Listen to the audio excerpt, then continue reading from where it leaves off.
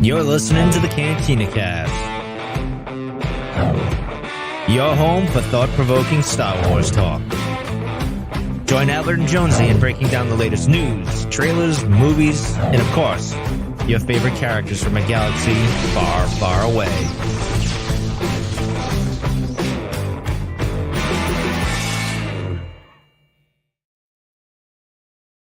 Hello, everyone, and welcome to the Cantina Cast. My name is Albert Padilla, and this is episode 440, our Andor Anthology episode, where tonight we're going to talk about some of the media that may or may not be of significance when preparing to watch the new Andor series, which comes out here in just a few more weeks. This is a show that's been long in the making because we had to delay it and push it out, 3 weeks, and by now I think we've forgotten everything. So we're going to do our best to get through all of the material. But I think we've got some pretty good stuff here for anybody that's interested in getting caught up on things that, again, may or may not help you get prepared for the Andor series. And speaking of preparedness, someone who's always prepared is Jonesy. Jonesy, welcome to the show tonight. Glad that you could be here. I am so thankful to be here with you, my friend. How are you tonight? I'm doing great. We had a poll, and tonight I am once again drinking my pumpkin spice latte. So we did not run a poll. Yeah, we did not run a poll, and it didn't matter if there was a poll that said yes or no. You were going to go get one anyway. Exactly. You can't stop me now. So that's true. Hey, well, happy Disney Day to you, by the way. Happy Disney Plus Day. Disney Plus Day. Sorry, I think I screwed that up last year too. Yeah, well, I wish you a happy D23 Expo Day tomorrow too. That's a mouthful. That should be hopefully better. I'm kidding.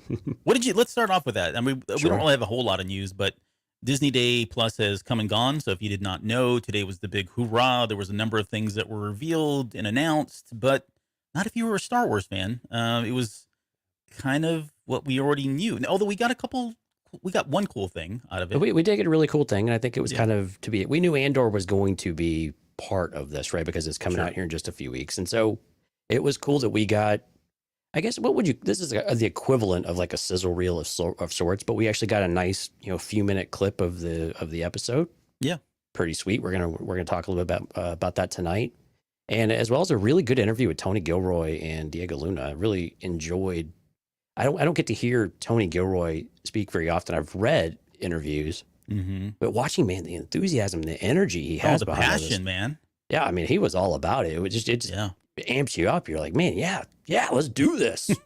Right. Gonna join the cause. Yeah. Gonna be great. I mean, we're all gonna die, but it's gonna be great. It's gonna be wonderful. It's gonna be glorious death.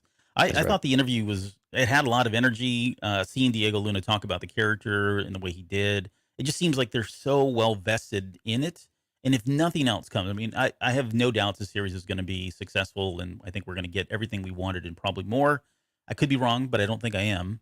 But even if we don't, the fact that you've got two people like Gilroy and Luna coming into this, and a number of other people, right, as part of the cast and crew who are so passionate about this and doing this the way they did, says a lot about the future of Star Wars, right? There's still people like these guys that are really passionate about telling these stories, which bodes well for us, right?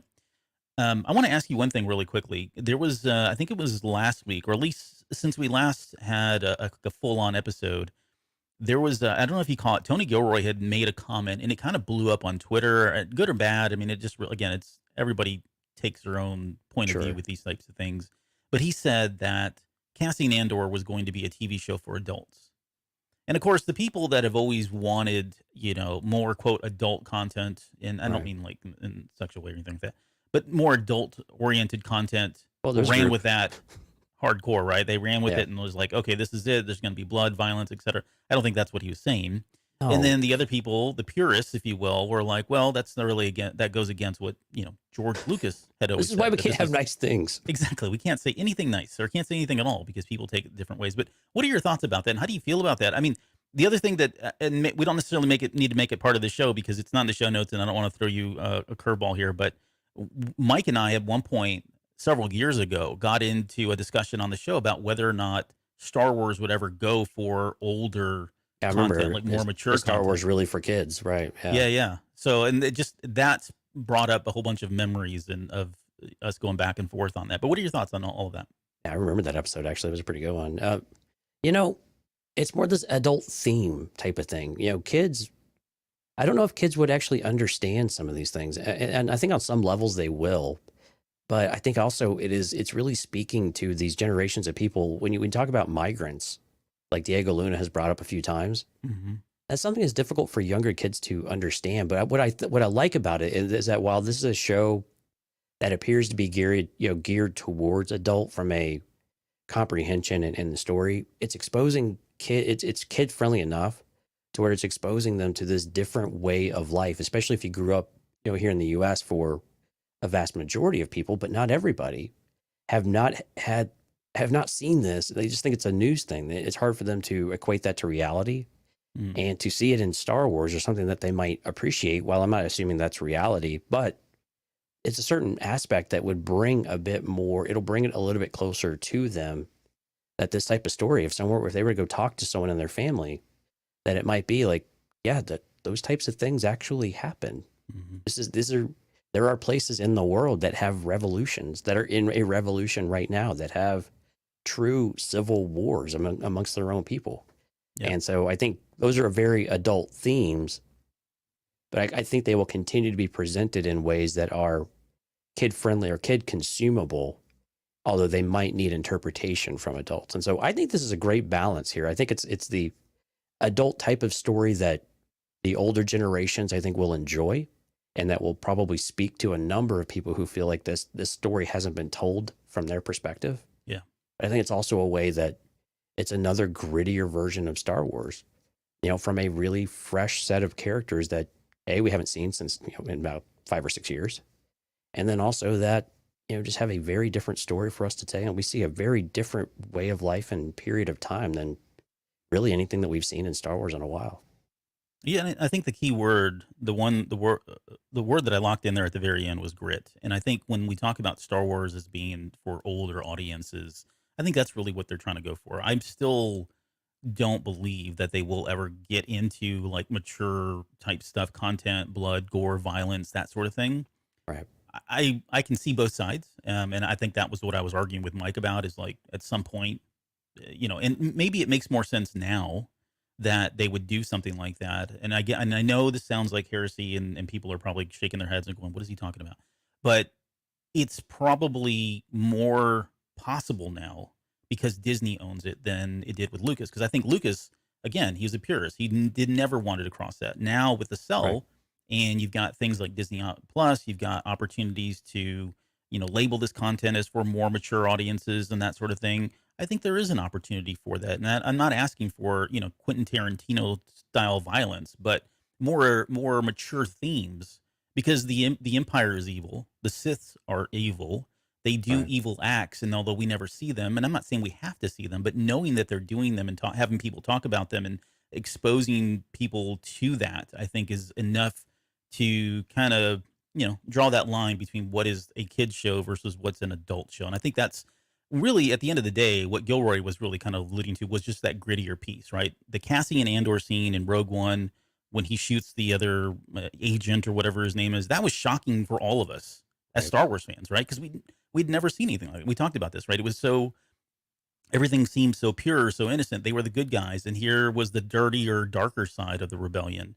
And there are a couple things that happen in this Disney Plus interview that we saw, and in the new trailer and some of the voiceovers, where they're talking about, I think it's Cassian Andor in this one sizzle reel thing that they did, where he's talking about some of us have been assassins, right? Mm-hmm. And they cut to him putting a gun up to somebody, and look, he's about to shoot him.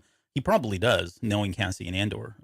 We hear in the little, we're going to talk about it a little bit later, but Luthen says that he knows that he killed 2 corpos, whatever those are, I guess corporals, back at some planet, right? So he's out there killing people ruthlessly, probably as an assassin, and that's just a side of, again, Star Wars that is talked about when we talk like assassin droids and bounty hunters and that sort of thing, but we never really get to see it, and that's kind of what we're probably going to hopefully see here. But again, with we're, this as series. Star Wars fans, we're also looking for consistency. And when the example you brought up about from Rogue One, so far what we're seeing and what we're hearing is very consistent with what Rogue One was predicated on. Mm-hmm. And a lot of the dialogue, and while you're right, we didn't really see a lot of that, it's definitely there. And we saw Andor shoot someone in the back. Yeah. And so we know what he's capable of. And so, and actually, I know you're kind of putting up hellos there on the screen, but Jorge had a great comment there about, it might be pretty violent. We have Andor putting a gun to Luthen's head. Mm-hmm. I mean, I'm trying to remember a time where we've actually had that level of like point blank in the middle of the head, just staring at, threatening someone. And I'm having a hard time. I mean, we've had, guns pointing at people, of course, but Yeah, we've had like the outlaw stuff, the gunfight type showdowns, but never. nothing in that kind of a threatening way from a hero. Mhm. Right. And so, and again, I think this is where, and they keep saying this over and over, that Andor is not a hero right now. Yeah. He's kind of guerrilla warfare in many kind of ways. It sounds like we're starting to get this impression of, yeah, he might be fighting against the Empire, but it's more skirmishes. They're not wars. Yeah. And I think that this is where we'll talk a little bit about this video here in a minute, and where that really leads to. And then, I'm glad you got Lauren's comment there. It's probably going to be fine as long as it has a sense of hope at the end. Yeah. And I think when you talk about Star Wars, I think that's where it comes back to. And that's what will help it feel like the rest of Star Wars, is that there is this hope that while Andor might be doing things that are morally or ethically wrong, Mm-hmm. There's this idea that, I mean, we know that this hope and this thing changes for him later on through Jyn Erso and through this band. Yep. And so is this something that will we see in the show? Do we have glimpses of it? And again, it's more about planting those seeds at this point than anything else. So I was really excited. I think this was a really fantastic addition to Disney Plus Day. And I think this is exactly the thing that we were hoping we would see. We still didn't get Mando season 3 trailer, and we sure as hell didn't get anything about Bad Batch. So that was disappointing. Yeah. But we did get, so the Obi-Wan Kenobi featurette is now out there. I believe it's an hour long behind the scenes about how they brought this to life. I have not had a chance to go watch it. Yeah, I have not either. But I assume it's going to be pretty good. I've actually heard there's some pretty great moments in there, especially when Hayden and Ewan see each other for the first time. So I think that's around what was it, like the half-hour mark or something like that. Yeah. So again, I'm sure there's going to be lots of great moments in that. Looking forward to watching that. I think that's going to be cool. But again, am I disappointed about Disney Plus Day? No, not as much, because I know D23 starts tomorrow. And I think I at least prepared myself already, saying that, well, all of the big stuff, anything really new and spending some time, will likely come out tomorrow with D23. Okay, so I think the only thing I was really disappointed about today was still nothing for Bad Batch. Because if Bad Batch is coming out in 20 days from today, it's the 8th of September. Yeah. But I mean, if it is, man, we are in the dark. Yeah. So what's the money? What's the odds on Bad Batch actually coming out on the 28th? I mean, everyone that's credible has already dismissed it and said that they've heard that it's not coming out that day. Nothing official still. So I would have to kind of lean into that and just think that that it's not going to happen. This would be a horrible fumble from a marketing perspective for them to not be touting this thing right now for that many days away. It just doesn't make any sense. I mean, unless they're going to really give Andor its limelight for the next, week or two, and then hit us hard with the promotional stuff of the Bad Batch. I mean, Disney probably could do that. They have the chops to pull something off like that, but I can't see it happening, honestly. Yeah. Why would, anyway. Yeah. So Jorge is saying that we are going to love the Obi-Wan featurette. So that's cool. And he's saying that now Reddit is saying January 4th. But here's the other. He's a cool guy. So January 4th, we're going to talk a little rumor here. So if it's January 4th, when does Mandalorian start? Because I mean, we're here in February. We're bugging into that time. I mean, it's the thing. I mean, we are just slamming right up against everything at the same time now. Yeah. And I think the only time you really have to do this is it would have to premiere around like Thanksgiving, something like that, after Thanksgiving. Yeah. And then you just push Mandalorian back to the point where it would start right afterwards. Or do you push Mandalorian further, or do you just drop Bad Batch in 2023? I'm with you. I think tomorrow, it seems like we've got to be getting clarity here. So I would hope Saturday, tomorrow for D23, Saturday, they kind of lay out the schedule and tell us what we should expect. Yeah, and so just as a reminder, I think tomorrow for D23, it's the video game panel. So we'll get some ideas about the games. I would expect Hunters, some stuff like that, maybe a little bit more for Survivor. I think Saturday though, that's the big day. That's the big showcase, the studio showcase. So that'll have all your Marvel stuff. I'm really curious what Marvel's going to bring because they dropped just bomb after bomb after bomb at San Diego Comic Con. It's like, what's left? Right. Turns out there's a lot left. But I mean, Yep. it would be really, it'd be great if we could get a lot more Star Wars focused though. Our day will come, man. I It mean, will. come on. I don't think we're being, what do you call it? I don't know. I feel like we're Greedy. being selfish. Why?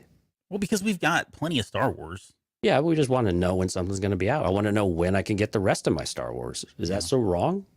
Is that so wrong? Is Yeah, that so wrong? I'm with you. You don't know me.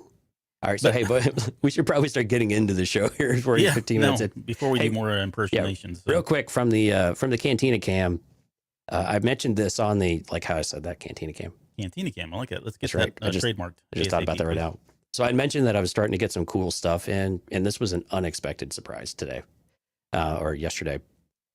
So one of the things I got in, one of the guys I work with, his name's Darko, has a 3D printer, and so he made me 2 Mandalorian helmets out of his 3D printer, and this one's like a little half scale. He gave me a 3/4 scale too, but it was in his car, so it kind of warped. I got to fix it. I like it, but it's dope, man. And light is dope. It's like, solid. It needs a little bit of sanding and a paint job, but yeah.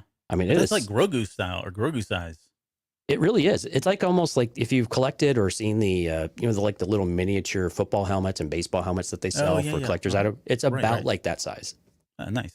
So it's absolutely perfect. And so a little bit of sanding, a little bit of paint, and it's gonna be pretty neat.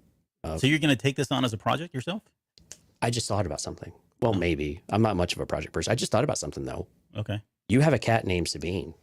Yeah. And a cat named Ezra. Yeah. I wonder, this might be cat sized. We could stick it on one of them and see how it goes. Yeah, I like this. Or as Lauren says, baby in the bubble. Yeah, baby in the helmet. Bubble size. That's talking about Grogu again. Yeah. Anyway, baby in the bubble. I just wanted to share that because that was pretty neat. And again, thanks to Darko for all that. And he said he's thinking about getting a full size 3D printer. And if he does, then he says he's going to make me a full size one too. So yeah. Look at Gary over here swinging for the fences to get on your side. I like where Gary's going. That Mando helmet would make a great beer tap handle. Yep. I love you people. I mean, man, we have some of the best listeners ever. Gary, you win the internet today. Yep. Congratulations, buddy. Yep. You are Cantina Cam fan of the day. Like I did that too. It's like we're at a football game. Because you know what? Today's the first day of the NFL season. All right. I'm a man of many interests. I can see that.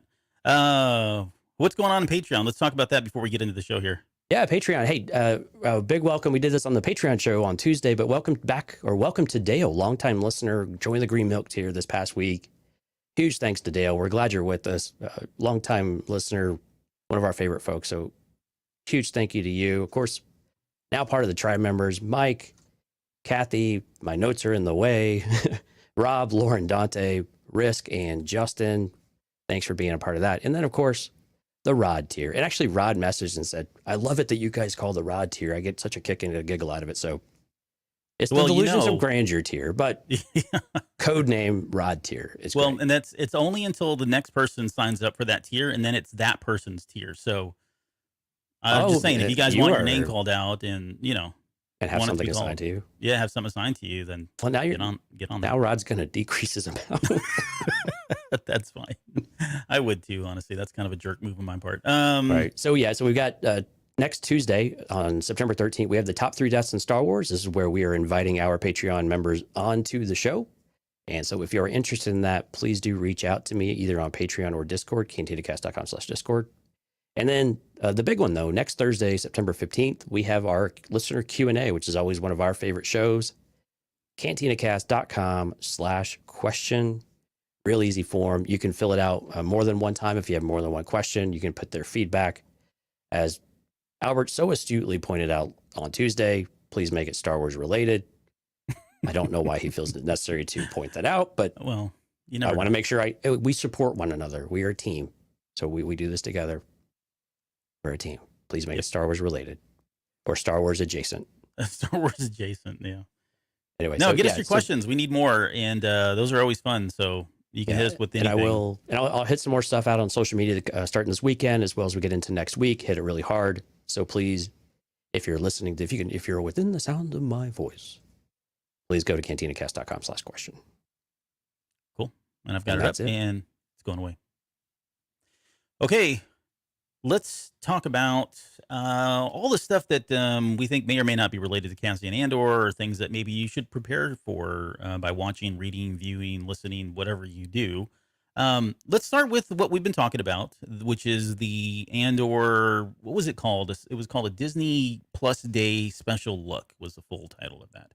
And we talked about the beginning, started off with a interview with Tony Gilroy and Diego Luna. The one thing that stood out for me, and we haven't brought it up, but Luna talks about being a migrant, that Andor is a migrant. And migrant can mean a couple different things, but in the context of what he's saying, it does sound like Cassian Andor was kind of forced out of where he normally lives in some way, right? So Right.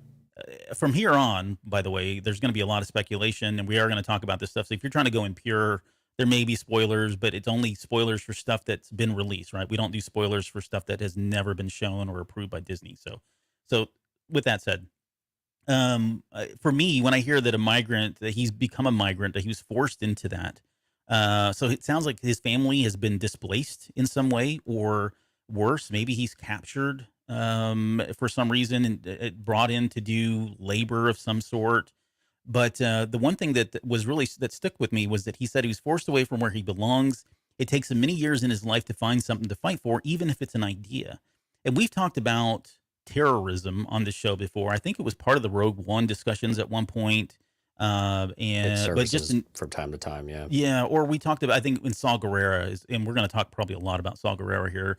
But Saw Gerrera is someone who very much aligns with that terrorist mentality, right? He's fighting more for the ideals and feels that, to coin a phrase, sometimes you got to break a couple of eggs to make an omelet, right? And we'll talk about some of those examples that we see here in some of the stuff that he's already been in. But it does sound like he is following an ideal, meaning that maybe he is getting swept up in this whole kind of, for lack of a better term, I'm gonna call it terrorism. All right, assassin terrorism. But then there's also a side of him that sounds like he's out there just trying to earn a buck. Especially when we see the footage a little bit later when he's trying to get that couple thousand credits for whatever he got for Luthen there. So, anyways, what are your thoughts, I guess, on Andor from that perspective as a quote terrorist or someone who's aligned himself with an ideal rather than a cause? Well, it's this idea. I mean, you're trying to survive. And I think a lot of this is just, unfortunately, migrants, when they're forced out of their home or they're forced into some sort of servitude, you're just fighting to live day over day over day. Mm. I mean, we see this in real life. We see it in Star Wars often. It's talked about a lot in Star Wars in particular. So it shouldn't be a foreign idea that this is possible, and that not only do you hold a grudge against these folks, so you're trying to steal from them, you're trying to take things and make money off of that, but also sabotage things that you feel are, destroying your home, or this is his adopted home now. And it's unclear if he really has any attachment to where he's at as an adult. We're given that impression that maybe, yes, he does have some of that he's, willing to fight for, but again, it's this idea that everything that he had that was once his has been completely taken away from him. Yeah. And when that is, you feel like you have nothing to lose, and you're just scratching to just survive. And you'll just do whatever you need to. And you grow up in that environment. If he's been doing it since he was 6, to coin his own phrase, and now he's, call it 19 or 20. Mm-hmm. I mean, that's a long time to be living that lifestyle and not think that these things are just what it takes. This is what my life is and what it looks like. Yeah. Is what I have to do day over day. And it's difficult to fault someone for that way of thinking when that's reality. And it's not like I'm gonna step up and be the better person today, when you have the Empire just smack you over the head with a gun. I mean, it's just the reality of what they're doing, and they're just doing what they can to try to make some level of a difference. What I think is interesting, though, is that Luthen is giving him this other idea at the very end. I thought it was a very powerful statement. Was, what if I could give you a way to actually make a difference? What if I can actually give you something you can actually do something that will make an impact, and that will actually take it to these, I won't use the word he used because we try to be a bit PG-13, But yeah, Yeah, you he know, says, something. don't you? Yeah, don't you want to fight these? You know what? For real? Yeah, these B words. And so yeah, it's a but I mean it's a great quote. And when you're talking to a young man in particular like that, with Mhm. that's grown up in this lifestyle, and clearly just has it out for the Empire because of what they've done to him and his family. Yeah. I mean, that's how you appeal to. You appeal to emotion, right? That's the best way to get someone on your side. You appeal to emotion. You piss them off, and then you say, I can give you a way to channel all of that anger, and we Yeah, can and actually Palpatine do did. something. Yeah, and we can actually, well, yeah, hopefully in a more positive way, through terrorism. I mean, not for a Right, kid, yeah. but I mean, that's how this stuff. That's how revolutions begin, right? Sure. You get enough people who think that way, and you've got the start of something. And he also literally dangles money in front of him too, right? I mean, he had 1,000, I'll give you an shrugged extra it off 1,000. for another 1,000, like no big deal. And Andor's like, holy bananas, where's this guy get all this money from, right? I mean, so Right. there's that prospect of I can get rich from all this stuff on top of the promise of being able to take the fight to them, at their heart and do more damage and right. He's pulling all at his heartstrings there in a couple Well, different ways. but Andor's a bit dubious about that though too, right? Because Mhm. he's like, who are you? Answer my questions. How do you know all of this information about me at the same time? Because it's like too good to be true. Because again, are you just here to stab me in the back? Are you just trying to root me out so that you can, hang me in the streets? Their words, and which is pretty incredible I to think kind about of in Star Wars. well, yeah, yeah. We'll come back to that here in just a second. But I kind of took him because it was a very visceral reaction the minute he mentioned his father, right? Hmm. And I want to talk about that in kind of its own little bubble here in just a second. But the way I interpret that is Andor has done everything possible to maintain his secrecy, right?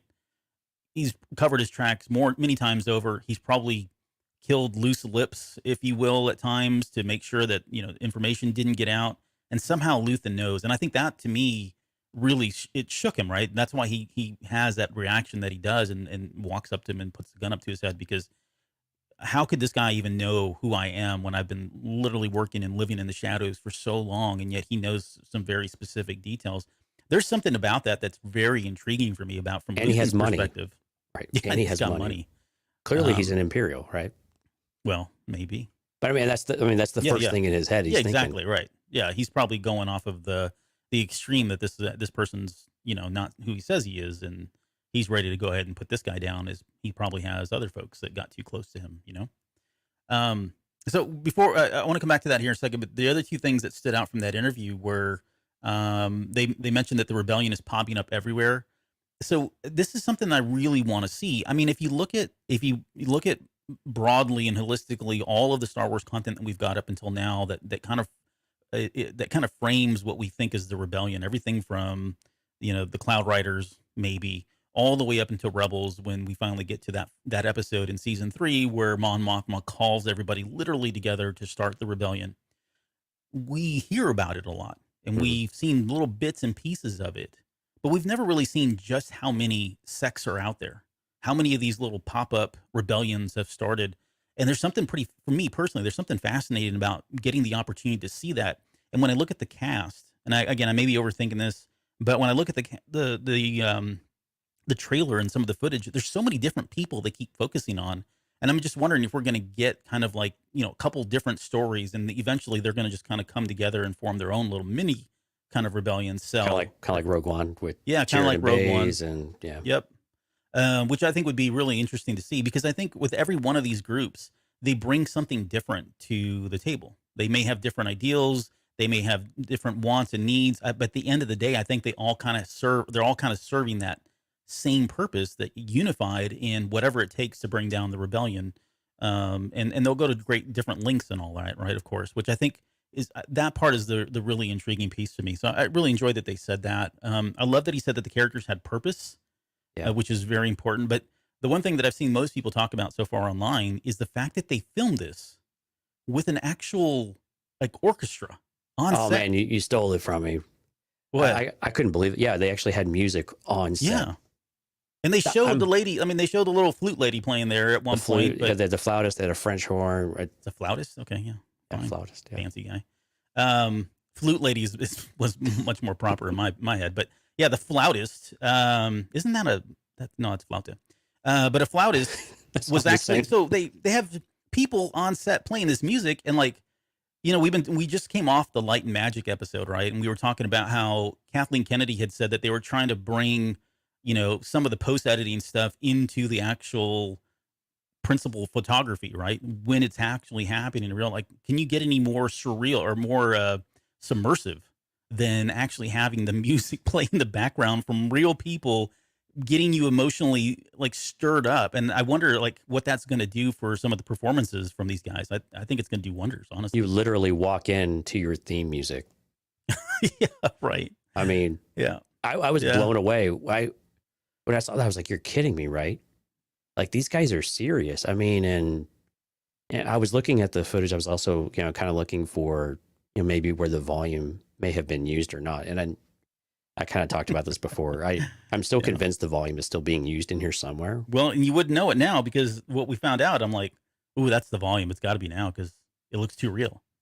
No, I'm kidding. Go on. Sorry. Well, there were definitely some scenes with green screen in the back. So I think there's still, some traditional green screen stuff going on. I still think like when young Andor is staring out at the, at the mining, Yeah, the strip mine, something. that looks, I would imagine that's not a green screen. I would imagine like, just put them in front of the volume. It would work. That type of scene would work. Okay. But anyway, yeah, the orchestra though, I was just blown away. I mean, that is just incredible. And why I never thought that would be a thing, that baffles me because, well, it does make sense because with instruments and stuff, having them outside Yeah. in dusty, dirty environments is not good for them, especially string instruments, but any kind of wind instruments the same way. It's just the money problem though, right? Just throw money at it, get it cleaned up. Dude, these bring things are it back. expensive.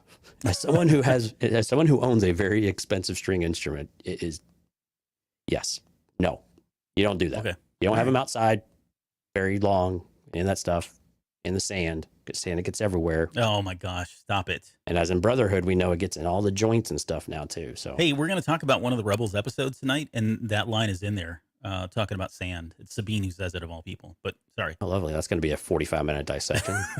A 45-minute breakdown on that one line. But no, sorry, I didn't mean to. But no, you're talking about immersion. Immersion, absolutely. I mean, I can't imagine I really want to see the performances, and I want to know which scenes they actually did it in because I want to see if I can feel that. And now I'm going to watch it. I'm going to be like, is that the scene? Is that the scene?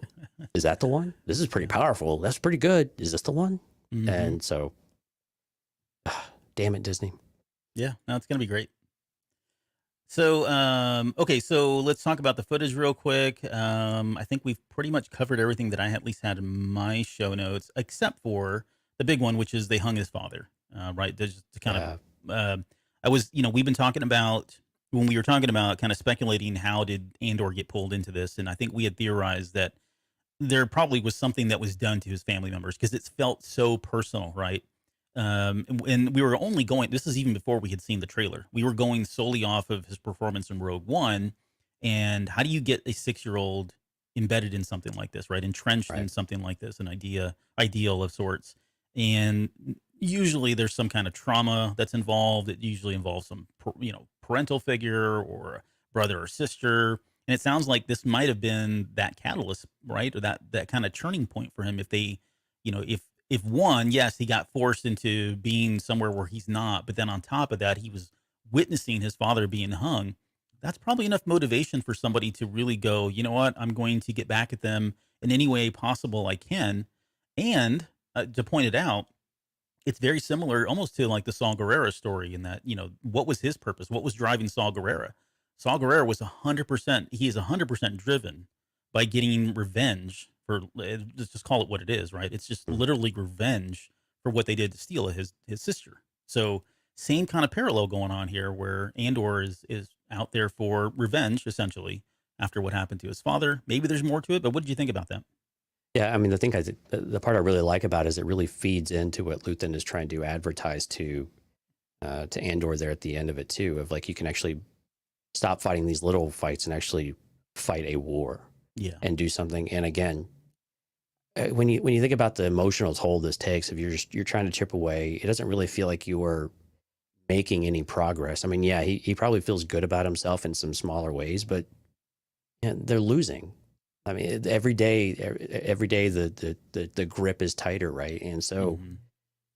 if you're given the opportunity to actually do something special on a grander scale, you can really leverage that pain and actually feel like, okay, maybe this is the one thing I'm able to actually go there and do if I can trust these people in that kind of way. And I think that's going Yeah. to be the interesting part of the story is how that is he manipulated in any kind of way, or does he feel manipulated maybe more so than actually being manipulated Mm. into becoming and being shaped into this weapon, into where we see him in Rogue One, where you have a bit of that conflict coming through, that he doesn't have to be this sharpened blade that they've made him into. So I'm curious what kind of conflict that's going to bring in within him, interpersonally between him and the other characters, but also just internally, if he's okay with that, or if he's already kind of past that point anywhere. This is just a next logical step for him. Yeah. No, I think we're in season 1. I think we're going to get the answers to that.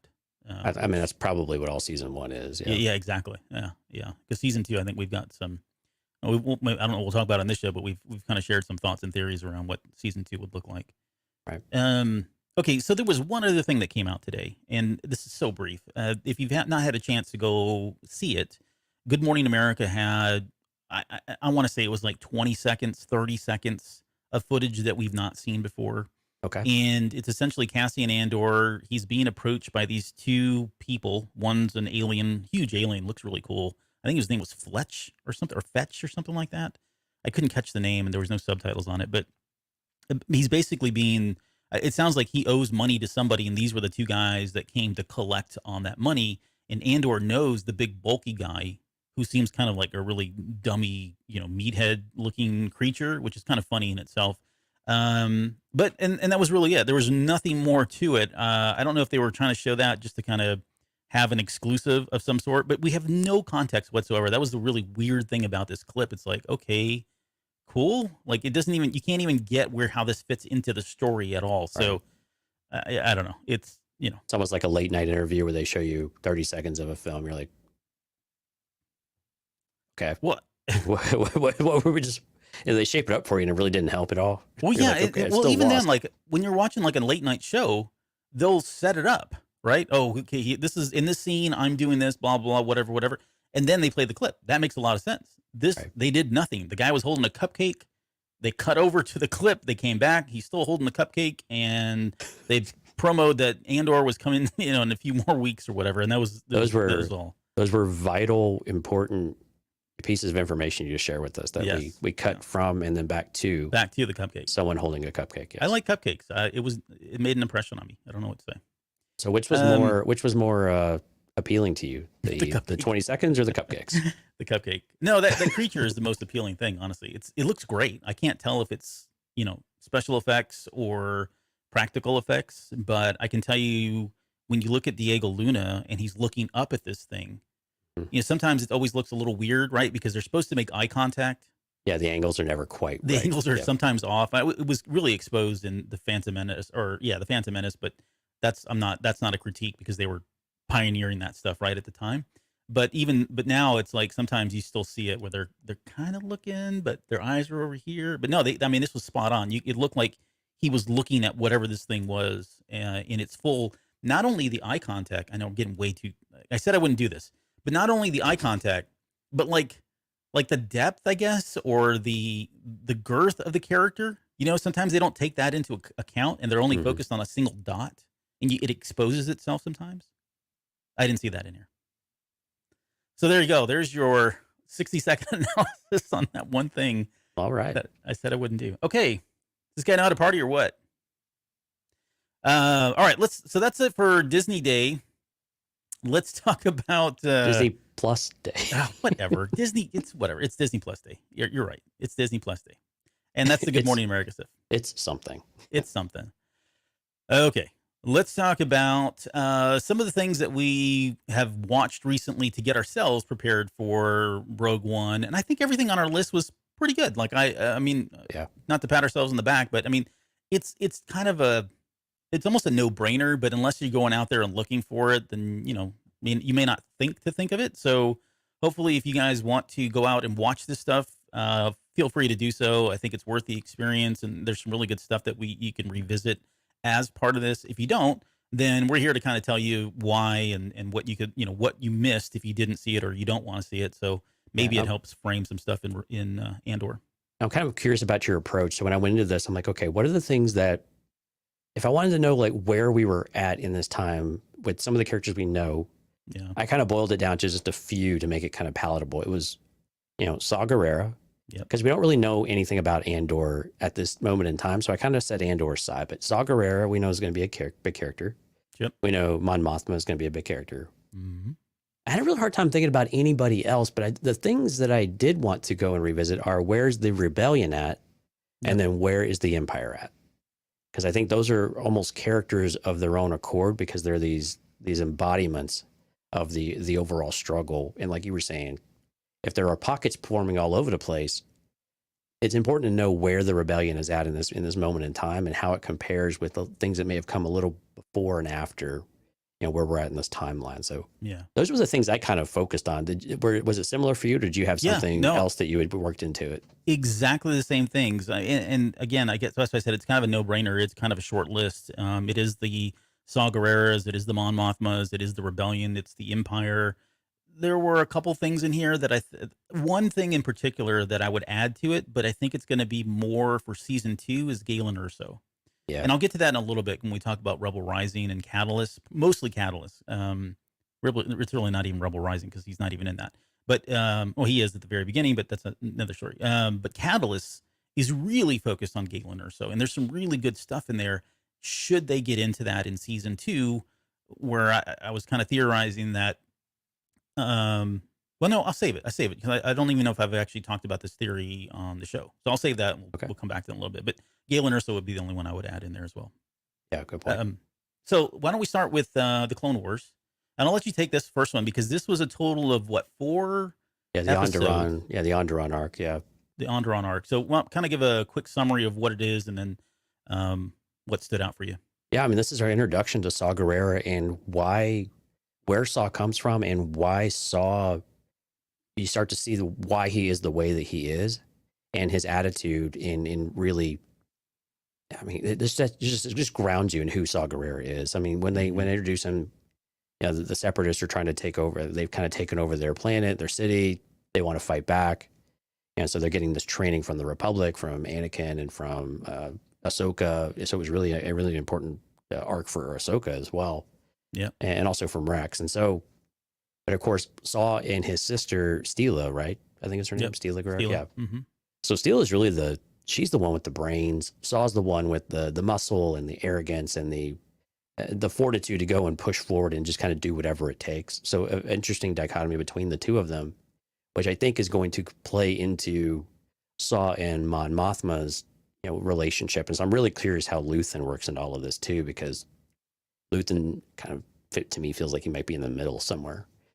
But also when he loses his sister and she dies for the cause, you start to see something really break in Saw and snap about something that was taken from him. And in Star Wars, I think what's really important in Star Wars, we've seen so many characters come back from that. We don't let them stay in that place. We pull them back. We give them this hope that Lauren was bringing up earlier, as long as there's hope. And it kind of seems like Saw might get there, but no, every time he has an opportunity for that, it just seems like he's unable. Every once in a while he makes the right call, but then he just doesn't. Yeah. And so by the time we come back to him in later content, especially into Rebels and stuff, we start to see the Saw that we'll see a lot more of in Andor, I think. But it's really important for this arc to get you established on who Saw Gerrera is, where he comes from, and just on a real high level. That's what's really important about this arc. What were a couple of moments in there that you think are really vital for people to really catch, though? Well, I think you kind of covered them all because I don't want to. We're going to talk a lot about Saw Gerrera tonight on the show because he does come up in some other things, and I think it's more about, again, the idealism that he has is very reminiscent, similar to what Cassian Andor is going through, and so I think it's important that we continue to keep that in context and we talk about it. However, that's a good point. That's a really good point, actually. Yeah. That said, though, I want to ask you a question about something because as I was watching that episode, and Anakin, right? Like, so where did Saul learn? I mean, he had his guerrilla tactics already, and they were kind of fighting the fight, but they were being trained by somebody like Anakin Skywalker. How much do you think? I don't put a lot of weight into this, but how much do you think Anakin's whatever it takes mentality was influencing Saul Guerrero at a younger age? I wouldn't say extremely young. I mean, he wasn't a teenager or anything like that, but I just wonder how much of Anakin's influence kind of helped mold Saul into the person that he is now, and allowed him to maybe go to the extreme in the way that he did. It's always it's an interesting premise to explore about how people view the Jedi in general. Is it whether they should be the Jedi that do things at all costs, or should they be more of this peacekeeper mentality? Mm-hmm. And how do you want to view them in that kind of way? And I think this is where Saul probably viewed Anakin and was like, no, this is a person that understands it. He gets it. But why is he holding back?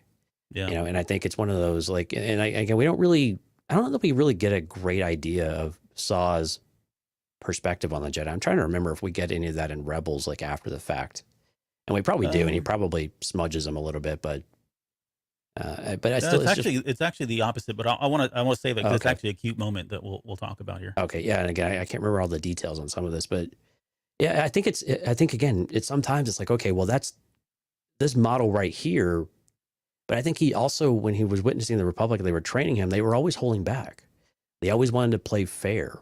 Yeah. And so it always felt like they were just on the cusp of losing, and they had to take all of these extra chances just to be able to, just to survive, not only just win. And it wouldn't surprise me if he laid that at the feet, of that band for his sister's death too. Mm-hmm. And that type of, even if they weren't directly responsible or responsible at all, because they really technically didn't get involved, kind of, it was still that environment, that war that brought that to his doorstep.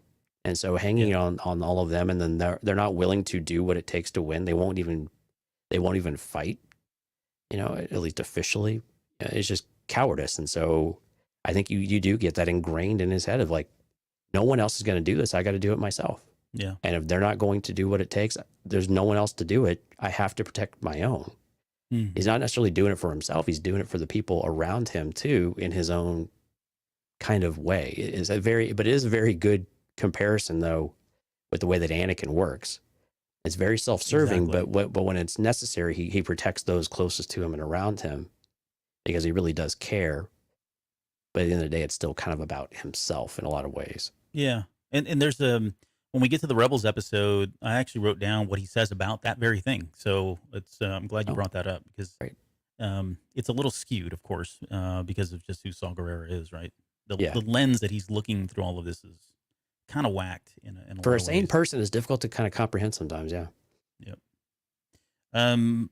Those two episodes, if anybody's interested, was it just two or was it three? I forget now.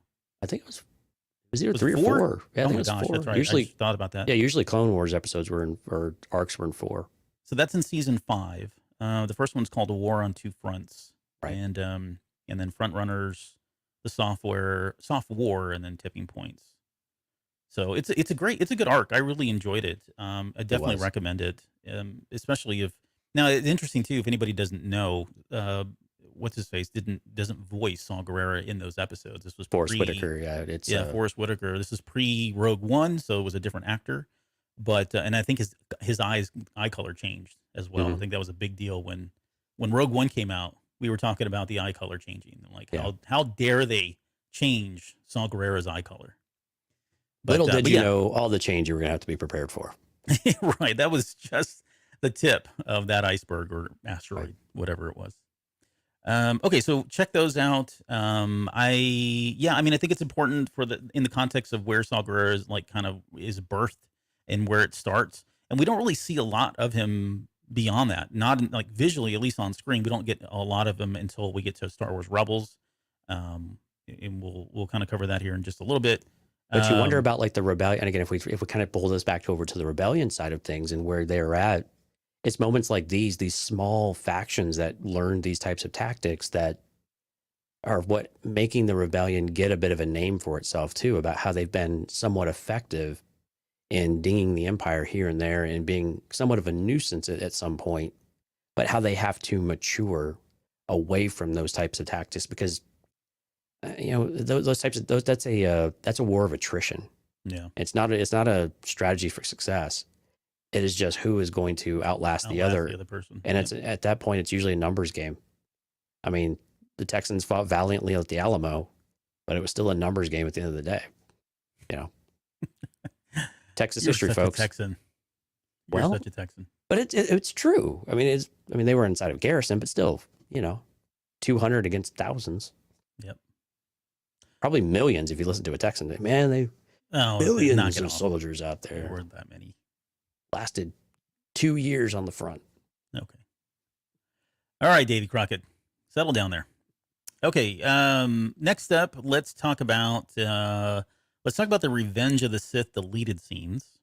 Yeah, our introduction to Mon Mothma and the birth of the rebellion of sorts. Yeah. So here a couple things. If you want to see these, go out to YouTube, type in Revenge of the Sith deleted scenes, or if you've got I forget which set. I don't think it was the Blu-ray set that had them. I might be wrong on that. But one of the sets are released. It may have been the Blu-ray, yeah. Okay. If you've got that, you can go watch the deleted scenes. And there's some pretty good deleted scenes, but I get why they cut them out because, I mean, that movie's so long as it is. Yeah, and they were slow. They are slow. I get that. And really, they're not. Well, I guess where the problem that I have with recommending these, like, I want to recommend them because they're really good to watch. But at the same time, they do and say things that maybe have been changed just a little bit, now that we've seen Rebels and Rebel Rising, Rogue One. It's a little different. So I wouldn't put too much weight into it, but I think they're interesting enough. And I think there are some things that are mentioned there that may resurface here. They may like repurpose them or again in some way. But what are some examples then? Well, I'll give you. Let me the three scenes at least are called a stirring in the Senate, which takes place in Bael's office. Then there's Seeds of Rebellion, which takes place in Padme's apartment, and then there's confronting the Chancellor, which was like one of the best ones, I think. I really wish they would have kept that in there, but I think it changes the context of the movie, honestly, and so for Anakin and Palpatine's relationship. And that's one that's probably the most change, I think, from where we're at now, most likely. Yeah. But that confronting the Chancellor takes place in Palpatine's office, and so some of the things that I feel like were maybe just a little bit different. It sounds like first off, it's got Bail Organa in all these scenes. Mon Mothma's in all of them as well. Well, I can't remember if they're in the last one, but nonetheless, they're in the first two, and they're kind of leading most of the discussion along with Padme. I forget who these other people are. They're like some of them weren't very good actors. I'm just being honest, but so maybe that's why they cut them out. But the things that stood out to me are like this idea of the delegation of 2000, right? That somehow 2000 senators came together and created this delegation of 2000, and they were supposed to challenge Palpatine so that he wouldn't continue to amend the Constitution, which I always forget there was a Constitution like that was established by the Republic. I don't think we talk about it enough. I don't know that I've ever seen it. I know in Legends it was mentioned, but in canon, I don't even know that it was really discussed. We should ping some of our contacts at Lucasfilm Publishing and say, hey, we need you to publish the Constitution of the Republic. Of the Republic, yeah. But nonetheless, they have a Constitution, and kind of what we get in these deleted scenes is that ever since Palpatine came in, he starts amending the Constitution, and he keeps amending it, allowing himself to give more power and more control, specifically in the way of governors. And governors is something that did make its way into canon when we get to Star Wars Rebels. There was a couple characters in there that were actual governors. I think we're going to see governors in this particular series in Andor. I think it's probably fair or feasible that we'll see those. But the conflict is that now that he's putting these governors out there in charge of the systems, the Senate now feels like, well, what is our purpose? Like, what are we, we're no longer in control. And, at the very end, Palpatine's trying to assure them, oh, no. What the governors are doing, their duties are not going to conflict at all with what the Senate's doing. But the writing's on the wall. And Bail won't stand for it. Mon Mothma doesn't want to stand for it. They want to do something about it. And what I found particularly interesting was how passionate and how aggressive Senator Organa, Jimmy Smits, was in these scenes. Like, he was wanting to fight a war immediately. He wasn't going to back down. And so what they were trying to do is kind of paint this picture that's like in these offices, in these three scenes, that's how the rebellion kind of got started.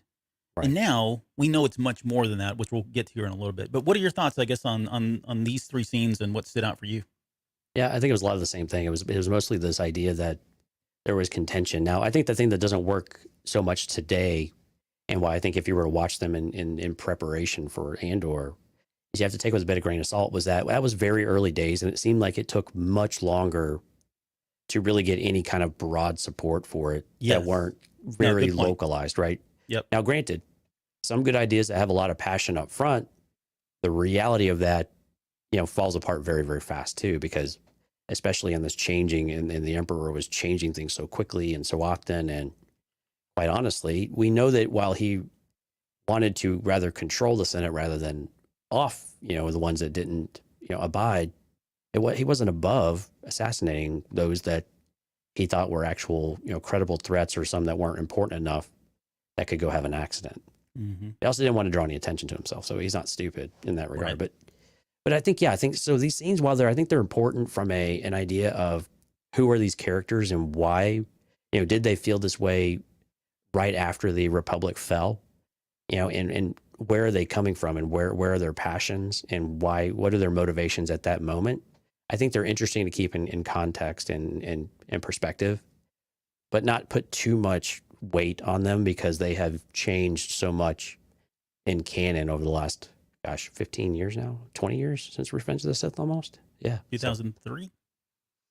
Yeah. So 2005. 2005, yeah. So I mean, getting close to 20 years. So I mean, it's a long time for those things to evolve, especially across several television shows and, a couple of movies. So again, I think important to see where Mon Mothma, I think to be introduced in a more formal way, I think it was great, especially Genevieve O'Reilly's, the person playing it.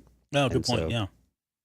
So our first introduction to her, and that's where we have had her ever since. But not putting too much weight on them, I think is most important, because I think of all things, I think Rebels really does the best job from a visual on screen perspective of really giving you an idea of who Mon Mothma was and the rebellion at that moment in time, but also giving a bit of that history lesson as to who the rebellion is and where they've come from too. Yeah, and I think part of it is kind of this natural selection, if you will, right? So they got rid of those three scenes, and I think the characters' motivations are still true. Like, you get the sense that Organa is probably still going, or not, sorry, Mothma is probably still going to try to do what she can within the Senate, right? She truly believes in the Senate, the power of the Senate, and the power, like Padme. All they got to do is get 2,000 people together with a petition and go to Palpatine and say, "Look, we don't agree with this," and he's gonna change his ways. Doesn't have a choice, right? Yeah. Whatever. He just laughs at them like, "Yeah, get out of here, get out of my face." He called him a committee, which I thought was hilarious. So I think from that perspective, it's the same, because when we get to Rebels, that's exactly what she was doing. She was trying to fight things so long in the Senate. I mean, she has this great conversation with Hera at one point. I don't want to ruin that, but when we get to that, she has a conversation with Hera. And she tells Hera, "Look, I've been trying to fight this battle now." So remember, Rebels starts 5 years before the Battle of Yavin, right? So think about it, from the time of Revenge of the Sith up until then, however long that is, that span, it's a good chunk of time. 14, 15 years, yeah. Yeah, so she's been fighting this battle from within the Senate this whole time. And she finally gave up and decides, okay, this is it. We're just gonna have to do this, via war. And she calls out the Emperor and all that. So we'll get to that here in a little bit.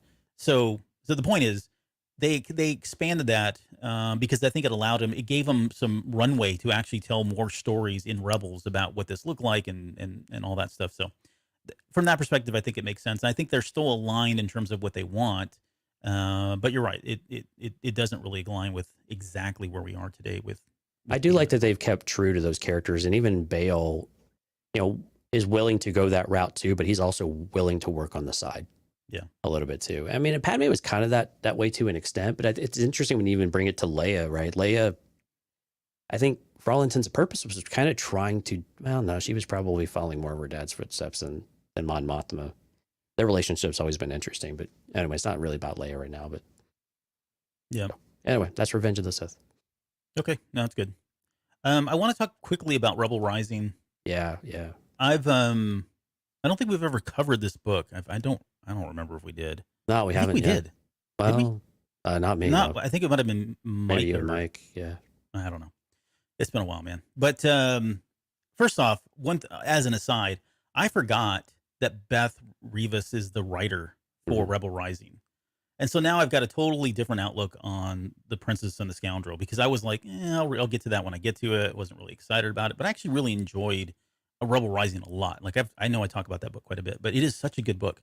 Um, and I think she did a really good job writing that book. So hopefully that translates into Rebel and Scoundrel. We'll see. Okay. So now that I've said that, um, this book is solely focused on, Jyn Erso. When we think about Rogue One, she goes into, well, we didn't even talk about Rogue One yet, but okay. So she goes into that little cave thing, right? And then Saw Gerrera opens it, and he's like, "Come, come, come, child," and takes her out, and they leave. And next thing you know, she's older and in prison, right? Well, Rebel Rising covers that span of time from the minute she meets up with Saul, what happens to her, what she does with their relationship is really the primary focus. And the best way I would describe this is it really changes your, as awful as Saul Guerrero can be, he's such a good person in this book to her at times. Like, it's not all the time, right? He's still got to. It's another one of these stories where, this person, this older person, has been put into this father figure role reluctantly, almost to some extent, right? He's having to raise essentially a girl, or who he treats her like a daughter by the end of the book. Spoiler alert. Right. But it's a struggle, right? He's starting to he has to raise her, and he raises her the only way he knows how, which is teaching her espionage and teaching her how to fight for herself and use a blaster and use batons, which we see her is supposed to be like her primary weapon at the end when we see her in Rogue One, and he teaches her all about terrorism, basically. Yeah. But the one thing that stood out for me, I guess, is there is a character in this particular book, and her name is I forgot the name now. Let me go back to my notes here. Her name is, as I'm scrolling down, I think it's Edessa. Yeah, Idrissa Barak. Okay, Right. so Idrissa Barak is a character that has connections with Mothma and the rebellion, like one of the main rebellion cells. And what you get the sense of in Rebel Rising is that Saw Gerrera is out there fighting these battles, and it's still early on. He's still not like the grizzled kind of really crazy guy that we see in Rogue One, but he's getting there, and he's doing some things that are very questionable, killing innocent people, just to kind of be blunt about it, Yeah. for the sake of trying to establish fear. Right? He's trying to scare the Empire, and again, that's the definition of terrorism. But he's going around doing these things. The main rebellion forces, the people with really a lot of power, a lot of money, they know about Saw Gerrera. So we're talking about the Mon Mothmas, we're talking about the Bail Organas and the Luthans and Yeah. whoever else that's in power.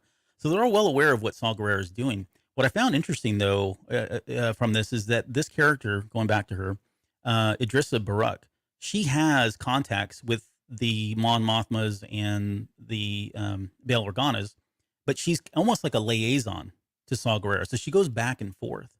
Eventually she ends up kind of helping raise Jyn, because Jyn needs like this, womanly figure in her life or whatever. But I wonder if like somebody like her could pop up in the series. And that's why I'm bringing this up. It would be interesting to see her as kind of that person that's as a liaison that brings Saw Gerrera in there. Um, there are other characters as well. I mean, there are a lot of people in this book that we don't know the fates of. Some of them die, some of them live. But he's got so many people coming in and out of the rebellion that are coming into his area. Some stick around. Some are like, "Whoa, this guy's way too extreme," and they leave. They bounce. They go to another group. So, if you want to know more about like Saw Gerrera, what he's doing with the partisans, right, which is those Right. fanatics that we've been talking about, I can't recommend the book enough, to be honest. Yeah, it's kind of critical reading, I think, from that regard, because, and this is where some of what Jyn starts to have a bit of a problem with Saw in is the tactics, his Mhm. willingness to sacrifice others in for the greater good kind of thing. And that and you kind of feel that in the Andor trailer, right? Let's just call it war, greater good, whatever. It's just war. And there are casualties, there are collateral damage in war. And Yeah. a lot of that gets established in this book. And it's a really good example of who Saw Gerrera is, especially in this moment in time. And I think it's going to be brought out in spades when we get to Andor too. So I think it's really critical reading in that regard to understand, if you really want to understand who Saw Gerrera is in this time frame, Rebel Rising is probably the best way to go about doing that. All the other ones give you a bit of an idea, but probably not in the kind of brutality, terrorist kind of way that you get in the book. Yeah. So, so yeah, check that out, and you get to see a lot of those guerrilla war tactics and just to what extremes they'll go to, the partisans will go to in order to kind of send that message. Um, So let me ask you a question. This is off Mhm. script. Do you think we'll get a Jyn Erso cameo, so even if it's a child? I don't know it's if we're going to pick up Saw when she's still a kid, or she's going to be gone by that point. But yeah. So the way the story is laid out is at first, Saw Gerrera has an old Clone Wars like base that he's made his base, right? And he's working out of there, and he pretty much keeps her sheltered. Like he keeps her in a room. Eventually, he allows her to kind of come in, listen in, and she starts hearing these people talk about killing people and sabotaging things. And I mean, it gets more extreme. I wouldn't say out of the gate it's like that, right? But Mhm. as she continues to get older, she really wants to start doing stuff, and he eventually lets her. So, I mean, I'd have to go back and do the math to kind of see where this lines up, but I wouldn't say it's out of the realm of impossibility, right? You could have. I think it'd be really cool if you saw Gerrera, and depending on again where this takes place and in terms of the timeline, what if it is Jyn Erso who's just in the back and they don't even have to say anything? You know, they've already like she wears that shawl. I don't really want. I'm gonna get off on a tangent here, but she wears that shawl in the promo. You remember in the Mhm. promotional stuff for Rogue One, and she doesn't really wear it a whole lot in the movie. Yeah, I think it's on the But poster too, right? yeah, on the poster she's got it. So there's actually a whole story behind that in the book, by the way, if Oh, you really okay. want to know. But that's kind of one of her telltale signs, right? That she wears this thing, and the reason why she wears it is to hide the kyber crystal. Because you got to remember, if they knew that she was Galen Urso's daughter, Yeah. they would be up in arms, right? So one at some point in the book, someone sees that and they realize, wait a minute, why does she have a kyber crystal and we're out here trying to kill these people that are hoarding kyber crystals and doing something with kyber crystals? And so he tells her to wear that shawl. So the reason I say that is because it would be kind of cool if there was a younger girl who had that shawl on, dressed like Jyn Erso, and even if they didn't say anything, right? Even if they don't call her name, the fact that we know that she's there would line up with the book because she was allowed to kind of travel and eventually she goes on missions for Saw Gerrera. So yeah, I think it's in the realm of possibility. I just don't know if they'll go that Right. far. And, I mean, and clearly Jen and Cassian Andor can't cross paths. That Right. wouldn't make that. I don't think that would be a good idea No, for no, no. them to do that. Yeah. No, and that's not I wouldn't say that either. But if there's a moment where Mothma and Guerrera are talking, or Organa and him are talking, or maybe it's just a hologram of Saw Gerrera, and Yeah. in the background you see that figure, That'd be kind of cool. Yeah. that'd be kind of cool. I'd like that a lot. So good question. Next caller. All right. Okay, so yeah, go Let's ahead. talk about Rebels, I guess. Is that all for Rebel Rising? Is Well, I that want kind to, of the yeah, that's core? all for Rebel Rising. I want to ask you about Rogue One though, because we were kind of Sure. we started to get into a little debate about whether or not we include this as part of the watching. And Yeah. I mean, if you're watching Andor and you've not seen Rogue One, I don't know what you're doing. Well, you had a great argument for it, actually, even if it's more season 2. So why don't you share kind of where you were coming Oh from? yeah. So again, going back to, so I had an honorable mention that we're not going to really talk too much about, but I had Catalyst down as another kind of, hey, if you want to get ready for Andor, maybe this book will help. Catalyst is really about Galen Erso, and it starts with the birth of Jin, and he's imprisoned, and you really get the sense of like he's really never been around her, which makes that last scene where he's telling her Stardust even more depressing and sad. Uh, but I think what would be really interesting and intriguing is we know that in Rogue One, when when Cassian Andor hears the name Galen Erso, like it lights a fire under him. Like he's Right. like, "Whoa, Galen, you know where Galen Erso is," kind of thing. I forget the line exactly. But what I was hoping, or what I'd like to speculate on, is in season 2, if we are going to get an older Cassian Andor, maybe we get the origin with him meeting K2SO that's aligned with the comic. Hopefully not, because it wasn't that great. But if we did, I would love to see that kind of be a focal point where he is trying to track down Galen Erso, right? Like Right. that is one of the missions that he's given, and he's elusive. Galen Erso is protected by the Imperials at that point. He's already kind of uh, fake this I deserted everybody and I'm now with you guys 100% type thing when he's really Yeah. not, because he's trying to set up the Death Star to with a fault and all that. But yeah, I think it would be interesting for him to be kind of on the chase, and I think it'd be a great way to bring in, what was his name? It was one of the Mickelson guys, wasn't it? Yeah, Phil Mickelson. Not Phil Mickelson. That's a golf. That's a golfer. Uh, It's not Mads. somebody. Mads. It's Mads. Yeah. Okay, so it would be great. Was it Mads? Yeah, Mads. Or was Mickelson. Mads Thrawn? Uh, It's one of them. One does Thrawn, one does Galen Erso. well, Mads Mikkelsen, he's the one that did Doctor Strange too, right? Doctor Strange as well, Yes. not Doctor Strange 2, but he was. Yeah, He was in Doctor Strange. Yeah. Right, he was. I don't know. I Let's just forgot look the it name up. of the character. Ash is here. Ash, look that up for you. So thank you. No, but seriously, I think it would be cool to see somebody like Cassian Andor, like trying to find Galen Erso and on the trail of what was really happening there, because Saw Gerrera's on that trail too. It's Mads Mikkelsen, by the way. Okay, Yeah. cool, thank you. Confirmed. But yeah, it would be cool to see them like they know something's going on. They know that kyber crystals are being gathered and they're doing something with them. But that whole idea of the Death Star, when it's really like, even if he doesn't know, because he doesn't know by the end of, he doesn't know really in Rogue One. They just know that they're trying to. Well, no, I guess he does by the other end. But you get what I'm saying. Yes. I beat this dead horse already. Well, again, yeah, in season 2 of Andor, if you want to have Galen Erso be part of that story, Rogue One starts to really become a lot more prevalent because there's a lot of Galen Erso story there and a lot of kind of leading ends, and then also, like you said, Catalyst, which is about that developing story. And so I think those make a lot of sense, especially as we get into season 2. This is likely to focus more on Andor though, and where he's at, and so I think Rogue One still has value from that perspective, and as well as for Saw as well. But I think what it still does for Andor is it still establishes why that intrigue and that mystique as to why he is so invested in it and what do these things mean.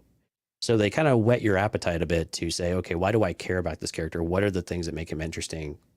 What are the where is this conflict coming from? How does that character change? How did he end up in this place in the first place? So I think, do they help you understand the character coming into Rogue One? No, but do they help you understand the journey the character is about to go on, like an Anakin Skywalker through the prequel trilogy? Yes. And so it kind of depends on your perspective about whether or not that's something you want. Now, granted, go watch Rogue One. It's fantastic. So, I mean, go do it if you haven't done it already, which if you're listening to the show, odds are you've probably seen it more than once. But yeah. So, I mean, I guess it's a no-brainer. Rogue One's in there for all the right reasons. So we're not going to talk about it. There's plenty of stuff that's in there, though, of course. Okay, let's talk about Star Wars Rebels. Now, Rebels is interesting. So there are, let's see, I guess I got 3 episodes. It's the Ghost of Geonosis for me, I think. They kind of set some things up, as well as Secret Cargo, which is the one that includes Mon Mothma. So the Ghost of Geonosis, that is 2 episodes. And then later on in season 3, there's Secret Cargo, and that is 1 episode. And that's almost like a Mon Mothma exclusive. So let's talk about the Ghost is that of the one Geonosis first. Okay, yeah. So that's the one with Saw, right? Yeah, that's the one with Saw Gerrera. And I guess the summary of that episode is Saw Gerrera went out on a mission. I guess, and I would say this mission was authorized, if you will, by Senator Organa and Mon Mothma. Like they kind of approved it, sanctioned it, if you will. And they went to they went to Geonosis and they disappeared, right? And so they reach out to the Ghost Crew, and the Ghost Crew needs to head out there and go find out what happened to these folks. That's kind of it. And along the way, they meet Click Clack, which we talked about this, I think, on one episode when we were covering Rebels at one point. So go back and listen to that if you like. But long story short is there is one Geonosian that's left, and his name is Click Clack. He has an egg that is a queen egg, and the whole reason he's the one on this planet. He's the one that kind of took Saw Gerrera's forces out. He's established.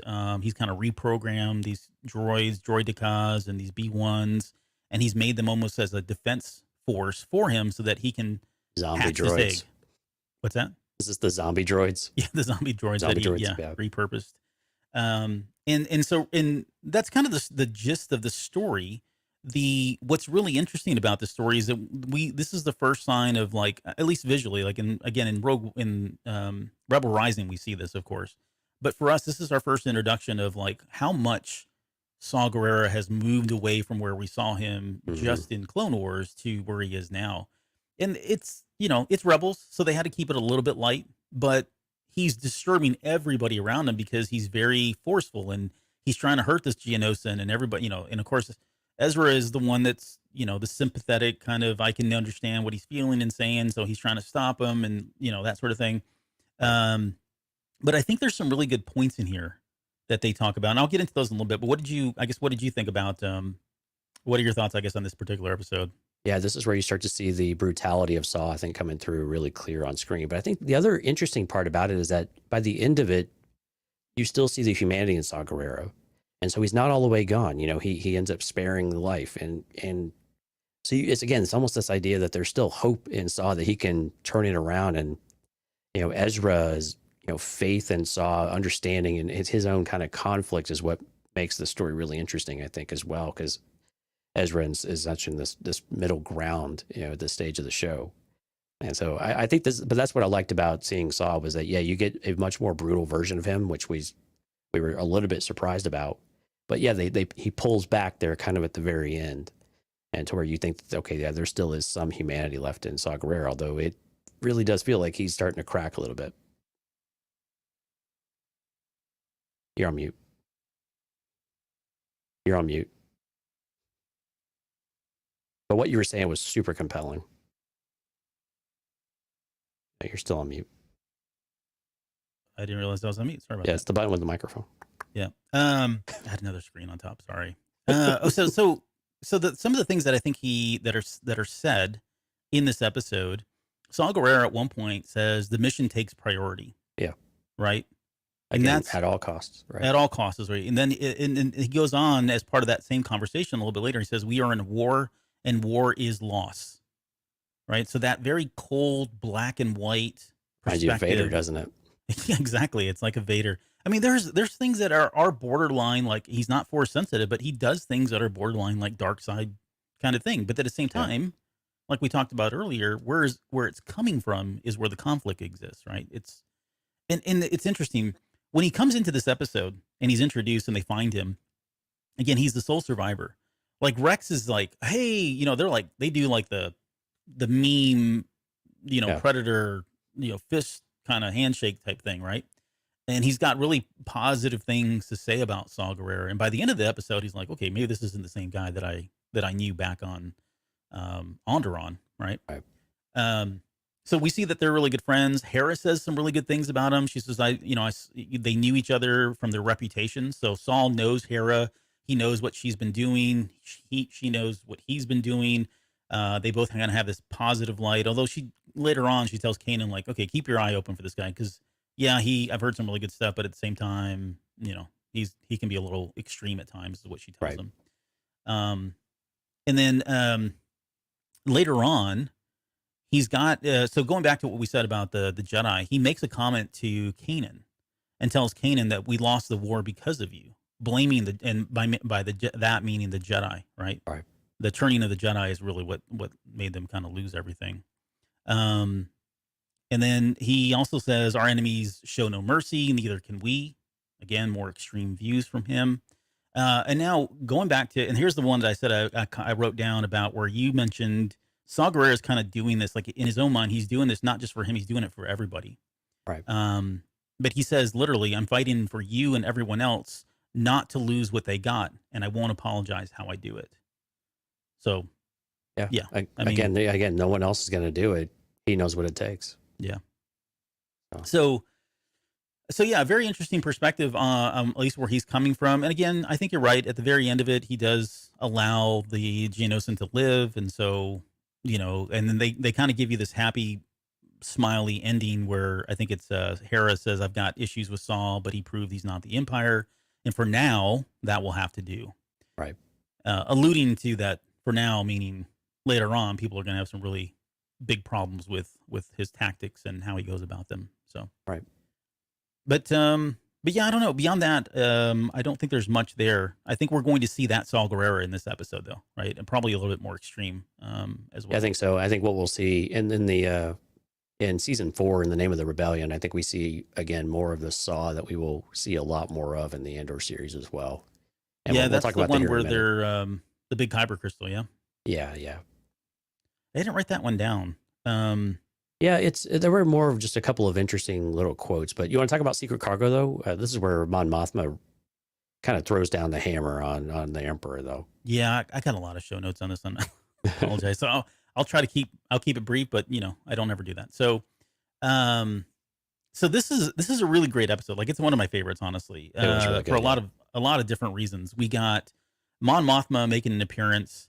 There is Captain Vander, and Vander is he shows up in this, and he's part of Goldwing. I think he is Gold Leader actually in this particular episode. But then we see him again in Rogue One. Of course, we see him in the Battle of Yavin in Star Wars Episode 4. So he's got a long history here, but we get to see him kind of really early on, which I think is really cool. You got Mon Mothma being voiced by Genevieve O'Reilly again, so staying consistent with that. But really, where I think this one is why this episode is particularly of interest is because this is where she finally lays it out on the Emperor, like publicly. She goes out and damns him publicly on the HoloNet. I'm assuming it's a HoloNet. I don't know if they ever really say, but she goes out and damns the Emperor for what he's done. I want to see. Let's see, where was it here? She says, the Emperor has crushed freedom over the years bit by bit. I have opposed him where I could, but I've begun to see that the fight cannot be won in the Senate. And she's saying this out loud, like publicly. And yeah, it's being recorded and broadcast, right? Yeah, exactly. And so she's pretty much signed away her yeah, she role signed a as death senator. warrant. Yeah, she's done. She's leaving the Senate. And of course, the Rebel crew is watching this and like, wow, like this chick has some, right? Because she's saying this so publicly about the Emperor at this point. Zeb's just in the back laughing. Yeah. He's like, yeah. Oh, by the way, Chopper's great in this episode. My goodness, he is. has so many good moments. I love that droid. I think he is my favorite droid. I think I've said that before, but anyways, but yeah, she's called a traitor at that point, and the story goes that they end up picking her up because the transport ship that she was on gets kind of damaged. They didn't know that she was going to come onto the ship, of course. Right. And then it turns into Ezra jumping into a Y-wing. He gets to fly one of those, which is really awesome. We get to see Thrawn. We get to see the TIE Defender program come into it as well.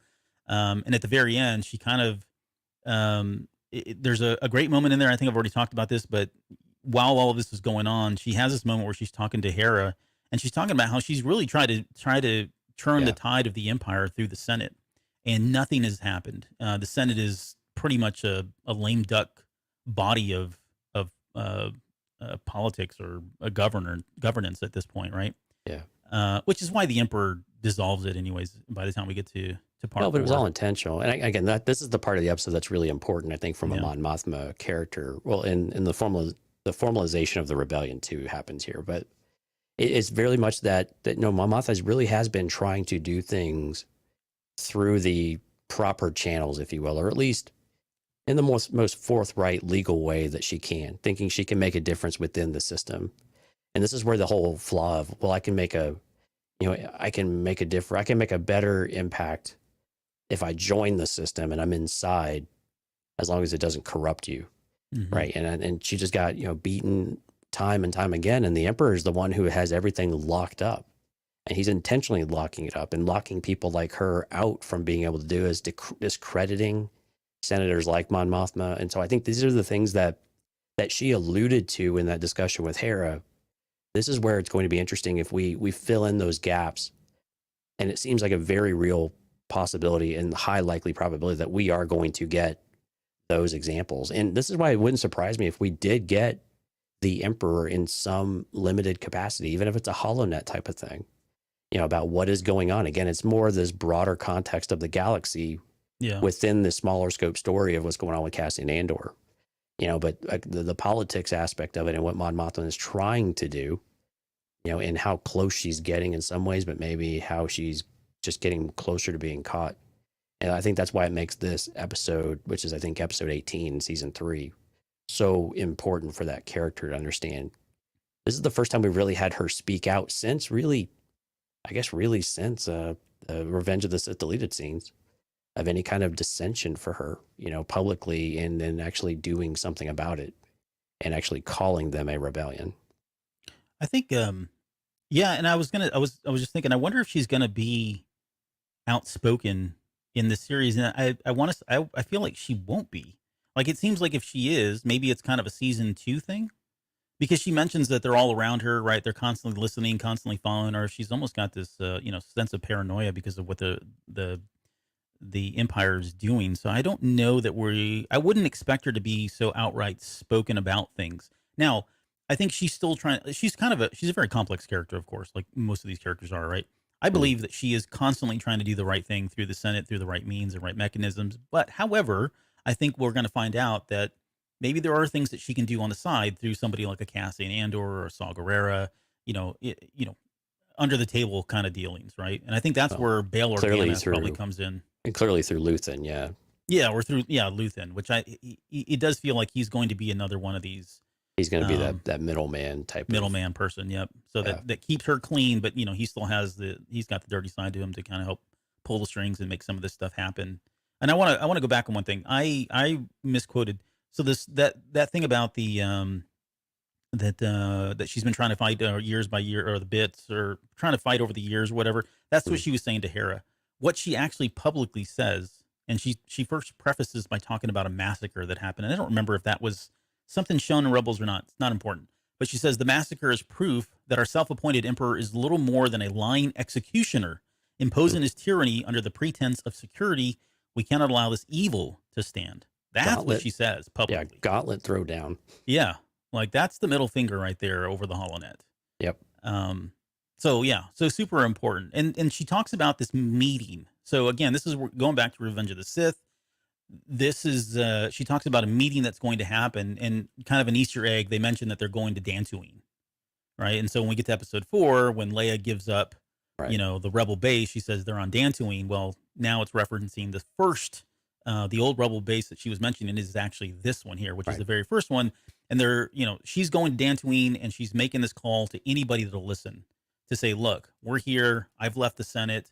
I publicly said all these things. They've already called me a traitor. And all I'm asking is that if you want to help join this fight, come join me now. I don't know how they get the coordinates out. It's not important. But the episode ends with suddenly all of these ships coming out of hyperspace into their area. And she says, this, my friends, this is our rebellion. That's kind of how it ends. And so that is the birth, like the official birth of the rebellion, which kind of, again, contradicts what we saw in the Revenge of the Sith deleted scenes. Which leads me into the follow-up episode that I think is important is 0 Hour. I believe it's 2 parts. This is, again, season 3, but episodes 21 and 22. And this is where the rebellion is completely torn apart. And Yeah. it just speaks to the readiness of the rebellion. And again, looking back to where this series is going to take place, it's still not put together. It's still fragmented. We're getting that feeling from Luthen already. And when they do try to coalesce and actually make some sort of concerted effort or coordinated effort, they don't have it. They just don't have the numbers. They don't have the skill. They don't have they just don't have that coordination and that, just the common unity that's needed for an army to actually make a difference. And so they suffer significant losses. It just shows you how delicate the rebellion is in this How frame, fragile, in this yeah. time period. Exactly. Yeah. And I think that's why I like this episode for that, because it tells you, it just shows you, and it's like Empire Strikes Back, right? We feel pretty good coming out of A New Hope. The Death Star is destroyed. The Empire, we're kind of led to believe the Empire is on its heels. Maybe it's got cracks now. And then what do? They just come back and they just beat you down in Empire Strikes Back in every possible way. Right. And so it kind of felt like that, of where this is back to reality. Here's our hope. But reality is that you are still a long ways away from doing it. And so I expect a lot of that from the Andor series too, where it feels like we're making progress and then the bottom is going to drop out. The floor is going to drop out.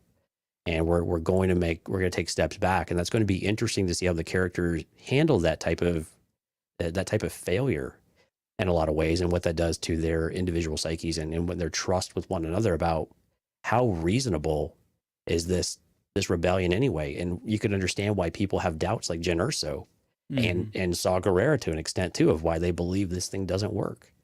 And so anyway, I thought it was a really good episode. I think it's a good preface to see some of the challenges that I think Andor might witness and why he might align with the Saw Gerrera in some kind of way. Yeah, there's I'm trying to think like where the rebellion gets codified, and uh, there's stuff that happens in season 4. There's a couple episodes in season 4 where they kind of hint at things. The establishment of the B wing and a couple of other little Easter eggs, but somewhere by the end of Rebels and prior to Rogue One, they do come together as a group, as a cell. Well, I thought Secret Cargo and that was supposed to be that moment Yeah. where it actually, the rebellion is the rebellion. Well, I meant like they get Even their crap though- together is all I'm saying. Like where they're not as fragile Well, at that point.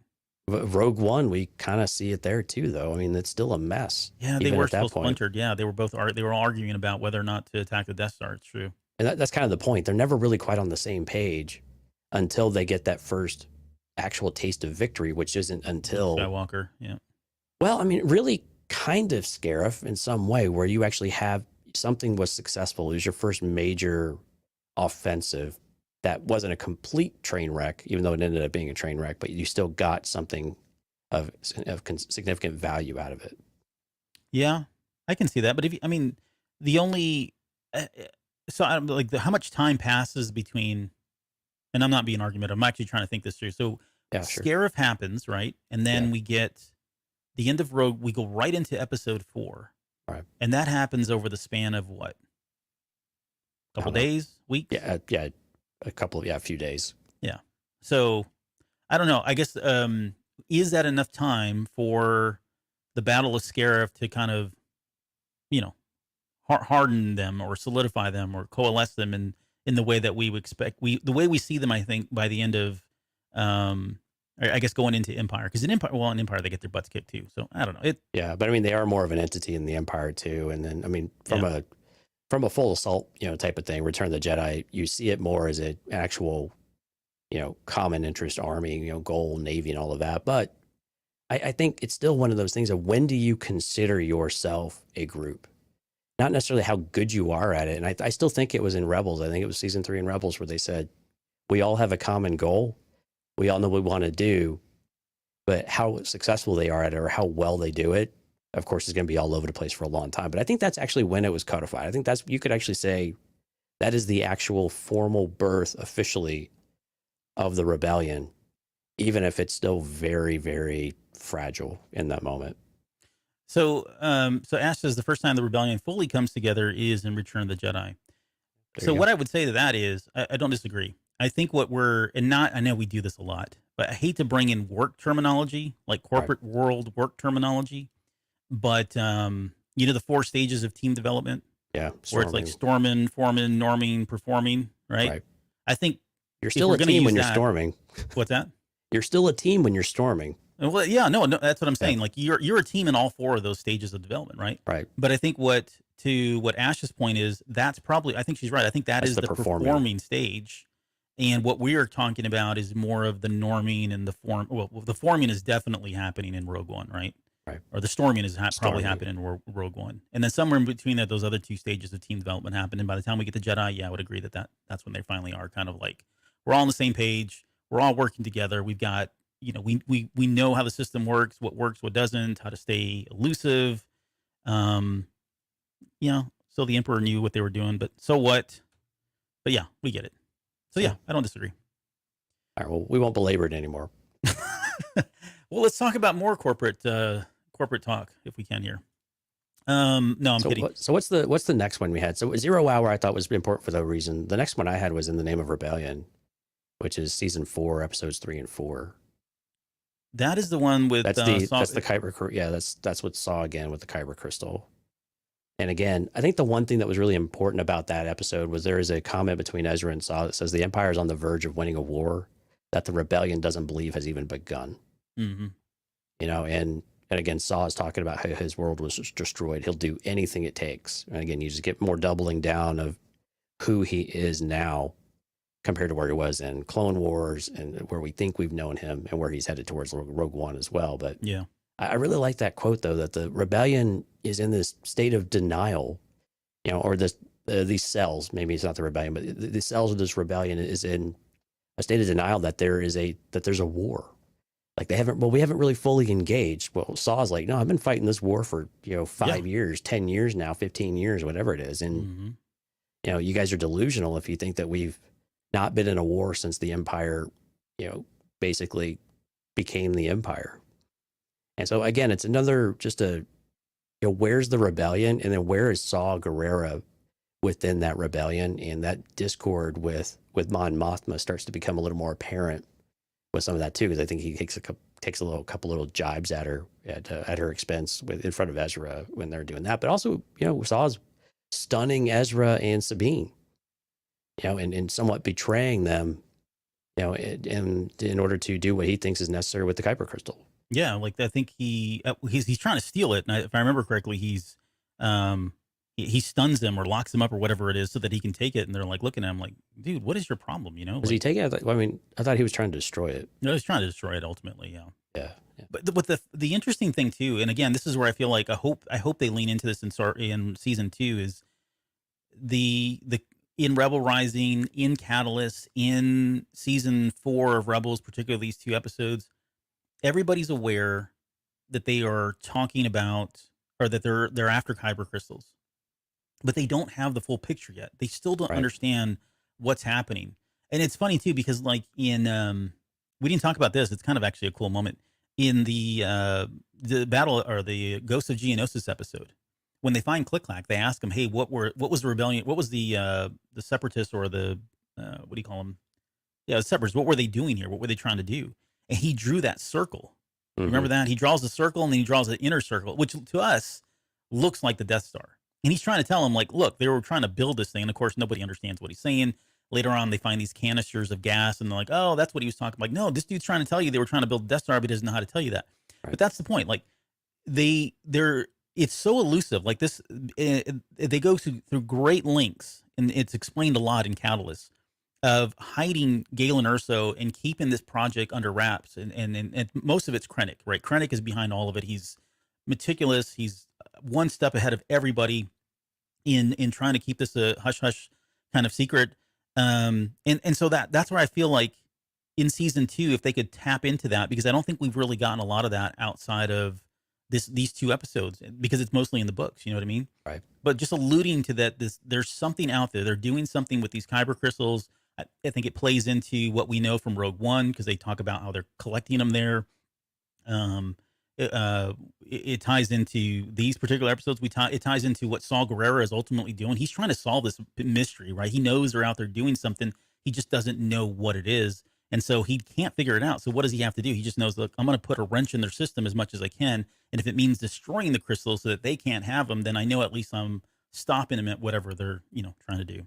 Right. Yeah. I mean, again, this is where it's going to be curious to see where Jedha, surfaces, or if Jedha surfaces at all in the Andor series at all, maybe from a Saw Gerrera standpoint, why he ends up going, or when he ends up going out there, and some of that. And I know that's been explored in some other content, but I think that would be interesting too, to see that start to surface as well. And again, more connective tissue over to Rogue One. Yeah. Those are good episodes too. Honestly, just seeing the size of that Kyber crystal is pretty impressive. Yeah, it was. By the way, in Catalyst, I said I wouldn't talk about Catalyst, and here I'm talking about it. In Catalyst, you learn, like, remember there was synthetic crystals were like a thing in Legends? Well, they bring them back as part of canon in Catalyst. And the reason, like the origin of synthetic crystals is because Galen Erso was trying to develop this Death Star, right? But he didn't have access at the time. Well, actually, they weren't even trying to, initially, they weren't trying to develop a Death Star. They were trying to, quote, create an unlimited energy source for like planets and moons or whatever it is, right? Right. Of course, the people that he's working for had other ideas and other motives, right? But he couldn't get his hands on Kyber crystals because they were coveted by the Jedi, and the amount of Kyber crystal that he would need was just so great that it just didn't seem realistic for him to even think about. So he goes and he synthetically creates Kyber crystals so that he can use as part of his testing and all of that. So that's how they kind of explain, I guess, the origin of synthetic crystals in canon, when, back in Legends, it was like, oh, the dark side users would use synthetic crystals, and the good guys would use the real stuff, or the organic stuff, the FDA organic stuff.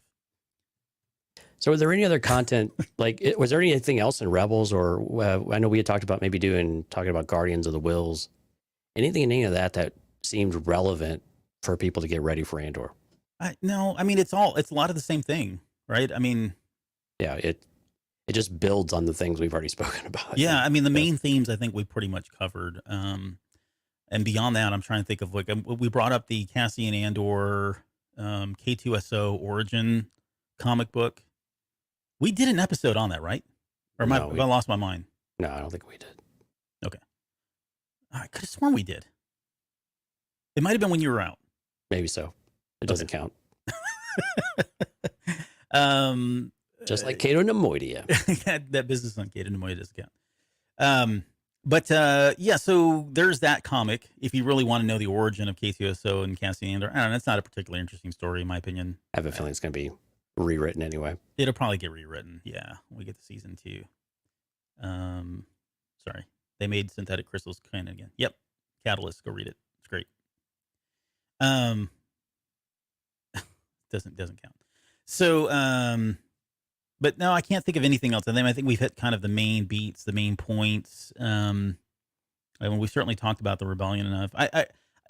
For all that said, I hate to say this, but I really have a feeling that this series, or at least this season, is going to recontextualize a lot of that. You know what I mean? Yeah. Like I think we're really going to, especially when you got somebody like Tony Gilroy at the head, Born Identity. He's like this master of espionage storytelling. That's exactly what we're getting with Cassian Andor. I think we're just scratching at the surface in terms of how many layers are going to be and how complex some of this stuff is. They kind of alluded to that in the interview from the Disney Plus Day stuff that they did, that there is going to be multiple layers and it is going to be very deep and complicated. So, and that's all great stuff. I mean, I think that lends itself to somebody like Cassian Andor and something like the Rebellion, especially the dark side of the Rebellion that we haven't seen so much of yet. I think something else we might see though is we might bring back, with like Darth Vader with Obi-Wan Kenobi and with Rogue One, we saw the brutality and the vengeance of Vader, right? Just the pure anger and violence that he can bring. And I have a feeling we're going to get that side of the Empire with this series too. And I think when you talk about Gilroy saying it's a bit more adult, I think again, some of those themes about the brutality of the Empire, the uncaring, the willing to completely subjugate people and enslave them and kill them, hang them in the streets for whatever the reasons might be. I think we're going to be given entirely new reasons to hate the Empire and to show why they are so hated and feared all the time. Mm-hmm. Well, yeah. And I think it's interesting now that you said it, just the light bulb went off in my head. Like he said adult at first last week, and today he kept saying real.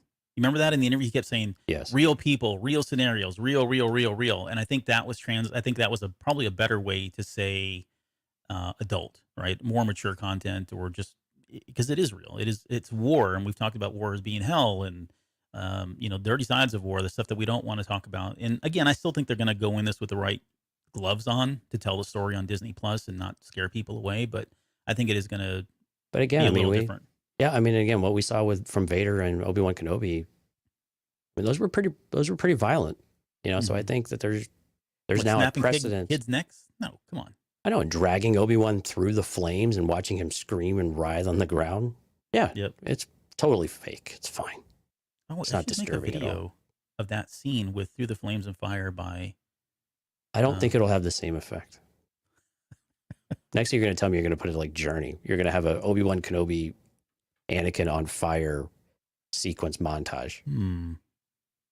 Okay. Maybe. No, Albert. No. Okay.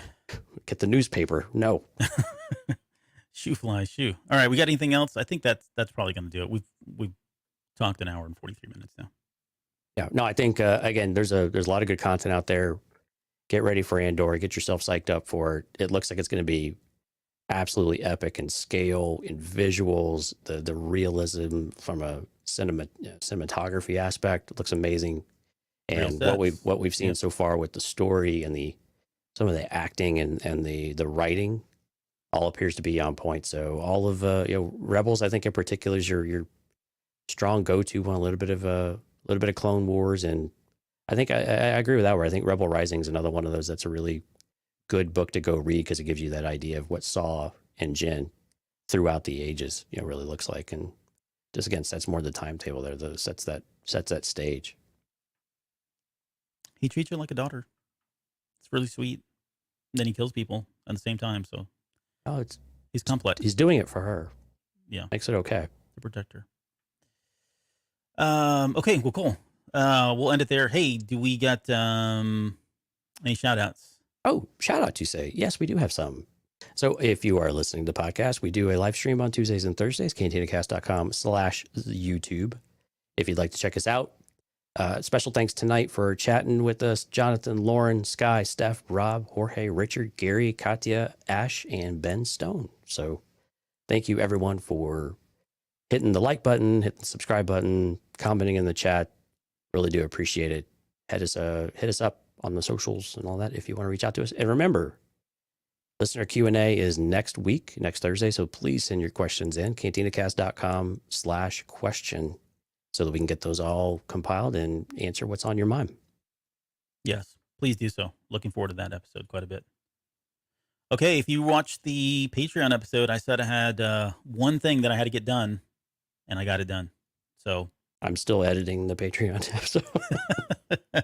You haven't heard it unless you're with the live feed. It's been a very busy few weeks. So I may get this episode out before the Patreon one. Actually, I'm going to post the Patreon episode right when we get done here. So okay, it's ready to go. It's ready to go. All right. Well, this one will be out tomorrow as well. So you get two. You'll get two tomorrow morning when you wake up. Hey, you get a twofer from Topher. Yep. Okay. We'll see you guys next week.